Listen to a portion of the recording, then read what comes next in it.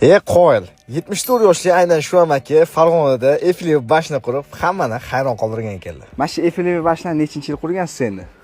2004-yili bitgan. Hech pul ketgan shu qurilish o'ziga. Bitta Tiko mashina bor edi. Aha. O'sha ketgan. Qancha vaqt ketgan buni qurib bitkazishingizga? Endi nima uchun qurgansiz? Bir 7,5 tonna metal ketgan. Qo'qon shamolidan qo'rqib baquvvat qilganmiz. Ankerda turadi 3 bo'lak kran bilan qo'yganmiz. Даже fransuzlar ham so'ragan, buni dugani qanaqa qilding deb. Ha, Eiffel bashnini qurish sababi nimada o'zi, Qo'mondon aka? 98dagi chempionatga Fransiyada bo'lgan jahon chempionati, o'shanga bora olmay qolib, shuni nima qilib qurdimda, havas qilib. Eiffel bashnining balandligi necha metr? 21 metr. Necha kunda qurgansiz shunda?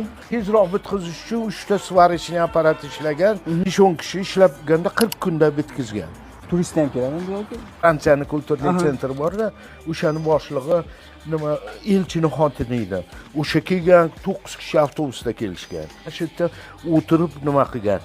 Mehmon qilganmiz, bir 2 soat mehmon qilgan. Biz hozir Farg'ona viloyati Qurqat tumani Qulbobo qishlog'i. Har yili rasxod qilasiz bu Eiffel minorasiga? Necha pul ketadi? 10 million pul ketadi deydi. U har yili 10 million restavratsiya uchun ishlatasiz shuni. Nechta navaringiz bor? 12 ta bor-da, chevaralar bor.